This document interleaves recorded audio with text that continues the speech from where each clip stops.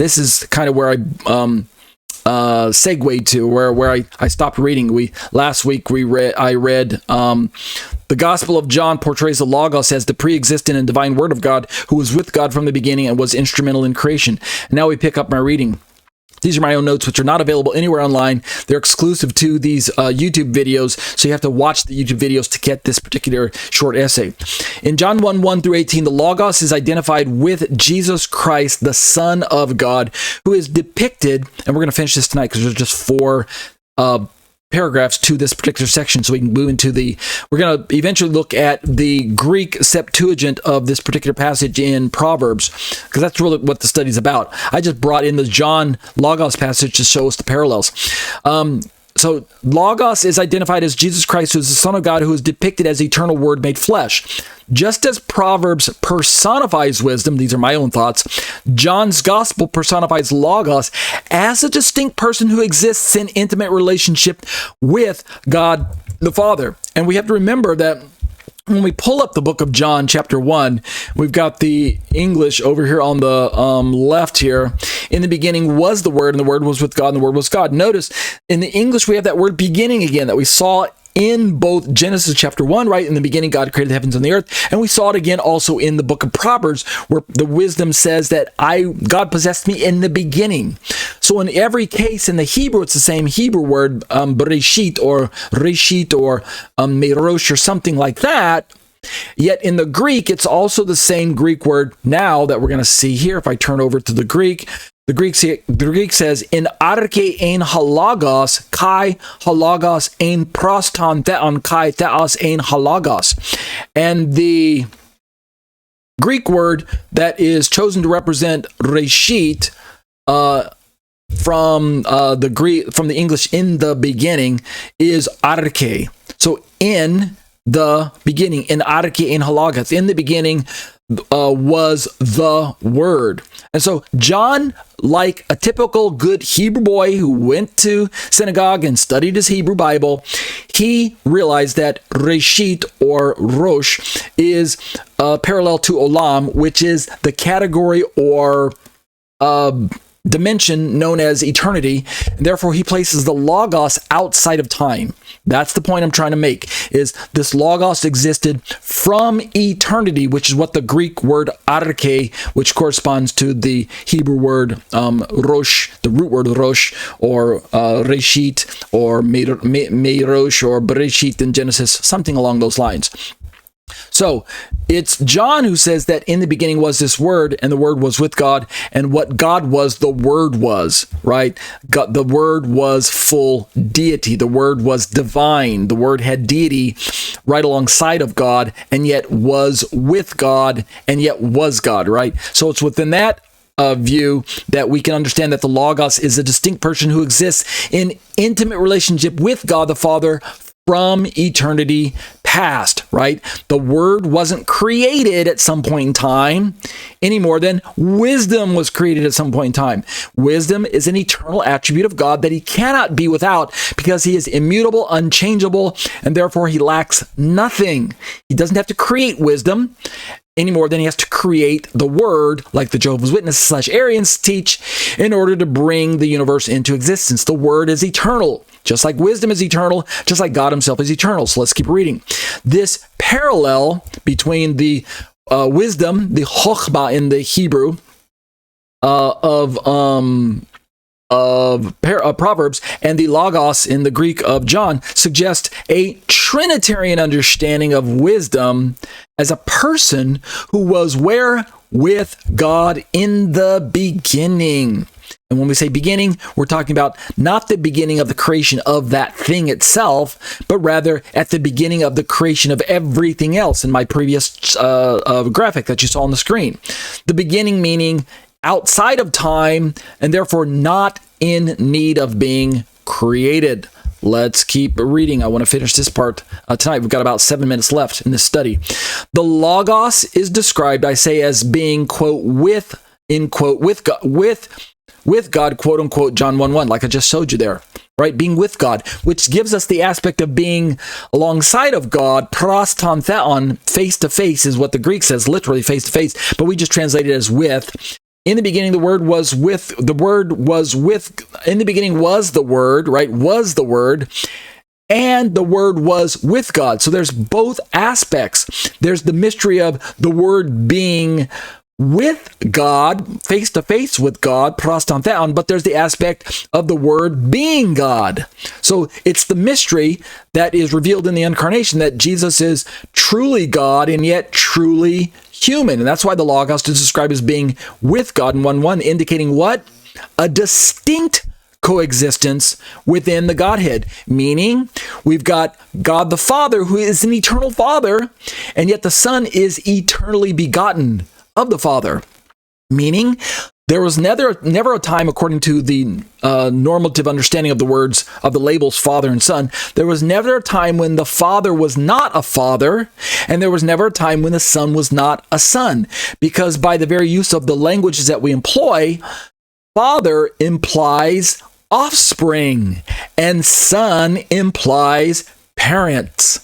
So the Son must have a parent, at least one, and the Father must have offspring, at least one.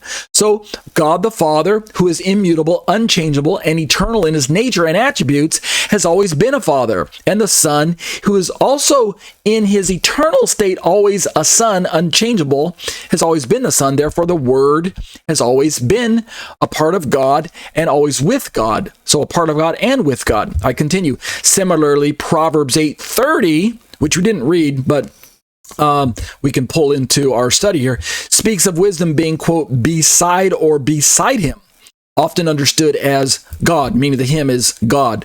So within the context of the book of Proverbs, that's what we're talking about, wisdom being a part of God or being alongside of God, both at the same time. And this being beside God is during when? The creation process. And this is why this is strong parallel to the Logos in the book of John, because of when we go back over to John and read in verse 2, he was in the beginning with God, hutas en ein arche prostantheon. He was in the beginning face to face, prostantheon, with God.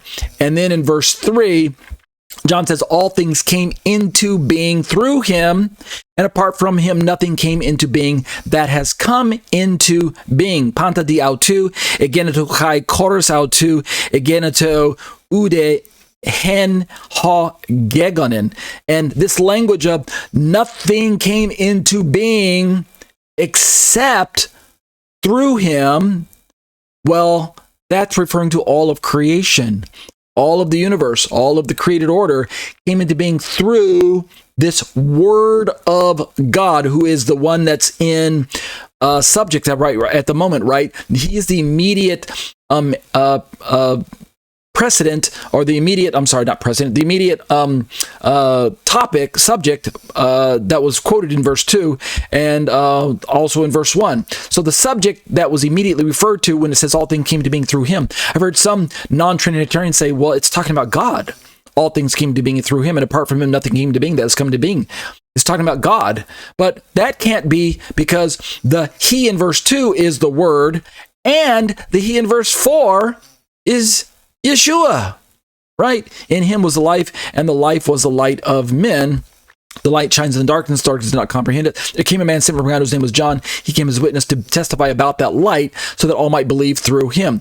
He was not that light, but he came to testify about the light. So the context of the rest of John tells us that we're talking about Jesus, i.e. this Word, who when we finally get down to verse, I really should get down to verse 14. And the Word became flesh and dwelt among us, and we saw his glory. Glory is of the only begotten from the Father, full of grace and truth. Right? So it is John who's giving us this revelation in this passage of John, who's giving us this revelation about the Word that was alongside with God in eternity, and yet took on human flesh in the incarnation and became the Jesus who dwelt among us that we saw and beheld. It's this same Word who was in verse 2 was in the beginning with God. It's this same Word who in verse 3, it sounds like I'm preaching again, right? Who John says all things came into being through him. So it's wisdom that's given this role in the book of Proverbs, where everything was created through wisdom. And that's why we have the parallel between wisdom and the Logos in my particular commentary. Let's keep reading. This highlights, like I say, the close relationship and unity of wisdom with God, mirroring the Trinitarian concept of the eternal Son's existence with the Father, and like I say, also the existence of the eternal Word being existent alongside God as well. I go on to say, moreover, both Proverbs 8:23 and John 1:3 affirm the role of wisdom / logos in creation. In Proverbs 8, it depicts wisdom as present at the formation of the earth, while John 1 states that through the logos, quote, and we just read this earlier, all things came into being. So what we're using is the creation account that was given by Moses all the way back in the book of Genesis, but back there was mystery. Moses said nothing of the logos. Right? He didn't use the word logos in the Hebrew. Although if we turn to the Greek, I believe that we do have logos.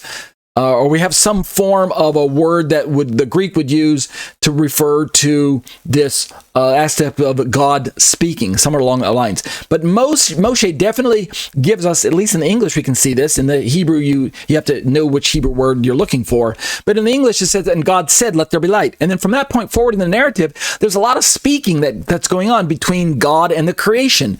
Well, as I mentioned earlier, the Hebrews developed the theology of God and trying to understand more of the particulars of the nature of God in the creation account. And I'm drawing my study to a close with this, by the way, because we're running out of time. God utilizes his aspect or attribute of speaking, and it becomes personified in the Word of God. Well, all things came into creation through the spoken Word of God. Nothing lacked creation. Nothing lacked being brought into existence through the Word of God. And yet, God never says in the creation account that he spoke his own word into existence. And God said, let there be the Word. And there was the Word. It doesn't work that way. Or God doesn't wiggle his nose or blink his eyes or cross his hands and nod his head, like kind of I Dream of Jeannie fashion or something, or Bewitched fashion. He doesn't go dee-dee-dee-dee, and and the Word comes into existence. Like Jehovah's Witnesses want to believe that God whipped up the Word of God as a construct, as a thing, as a creature, and then that creature created everything else, right? Me, in that aspect, me and a biblical Unitarian, we are in full agreement, right? Nope, that's not the way the Word came into the picture. In fact, if you ask, how do the biblical Unitarians and the Unitarians interpret John 1:1? I'll just give you the real quick, short answer, lightning fast. They believe that the Logos is not the Word made flesh, like the incarnation principle that we learn about. Since they reject incarnation, they simply believe that the Logos is the Word that existed in the mind of God. Didn't come out of God's mouth and become a human being like Jesus. Instead, the Word was spoken out of God's mouth, but it's the thought of God. And so there's no personification going on. However, when we do get down later into John, where John is definitely dealing with Jesus being brought into the scene, what they simply say, the Unitarians do, along with biblical Unitarian, if I can remember reading correctly and interacting with them, they say that John is simply describing the fact that the personification, Jesus took on all of the full aspect, the fullness of what is described as the personification of God speaking the world into existence. So the Word becoming flesh is not an incarnation principle. It's rather personification in its fullest sense of just, we're talking about Jesus exemplifies all that the Word of God represents without actually being that being in eternity past. So they snap the connection, they sever the connection between the Word of God who existed in eternity past as a person and the incarnation where Jesus exists on planet Earth as a human. They sever that connection and simply affirm that Jesus is truly human, fully human. That's all. And that the Word of God is simply one of God's attributes that God has possessed for all eternity, but not as a separate person. Instead, simply there's only one person of God. So let me finish this part of my commentary tonight. I go on to say that this connection between the wisdom in Proverbs and the Logos of John underscores the divine creative power and agency of both wisdom and the Logos. So we're having this big, long discussion about the wisdom of God in Proverbs and the Logos of God in the book of John, and drawing the parallels. In the Gospel of John, I go on to say the incarnation of the Logos in Jesus Christ is emphasized, right? John 1:14. This echoes the Trinitarian understanding that Jesus, the Son of God, is the embodiment of divine wisdom and fulfills the role of the personified wisdom found in the book of Proverbs. And so as we're working my way towards my summary, what we're finding out is that I do agree with a bit of what Biblical Unitarian had to say on the Proverbs 8:23 verse, that it represents personification. However, they cut short from agreeing with Trinitarians that wisdom equals Jesus in the incarnation. That's where they stop. They say, yes, wisdom is God, is personified in the book of Proverbs, but wisdom is not Jesus. So let me read my summary, and that'll close out this part of my commentary, and we'll be poised to pick up the commentary with the next section next week. I go on to say, in summary, for this section about the Logos and the parallel with the wisdom in the book of Proverbs. In summary, the Trinitarian understanding finds resonance in the personification of wisdom in Proverbs 8:23 and the portrayal of the Logos in John 1 through 18. How? Both passages depict a divine person who was with God from the beginning, right? John, of course, is going to give us the best language when I'm talking about a divine person who was with God from the beginning, who was involved in creation, and who ultimately was incarnated in Jesus Christ. You have to read through the rest of the account in John, knowing that that's where he's going, but also knowing that he's not inventing this aspect where God was utilizing an aspect that was along with him all from creation past, and yet eventually in the mystery of God, or the mystery of Christ, or the mystery of the incarnation, actually became the individual known as Jesus, and yet already had his own identity as the second person of the Trinity, who just wasn't called Jesus in eternity past. His name would have been something like the eternal Word of God, or the Logos of God, or even when we read to the angel through the Old Testament, the angel of the Lord occupies that place where Trinitarians would describe Jesus in the Old Testament.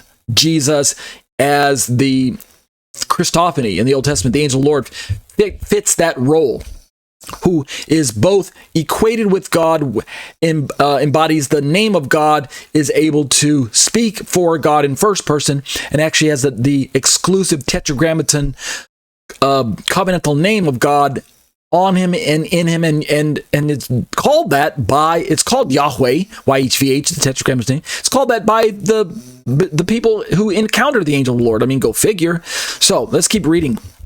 Let's conclude this parallel part. These parallels, I said, this conclusion, these parallels suggest a deeper connection between the personified wisdom of the Old Testament and the Logos of the New Testament, providing insights into the Trinitarian nature of God and the eternal coexistence of the Son with the Father. And that's where we'll leave off tonight.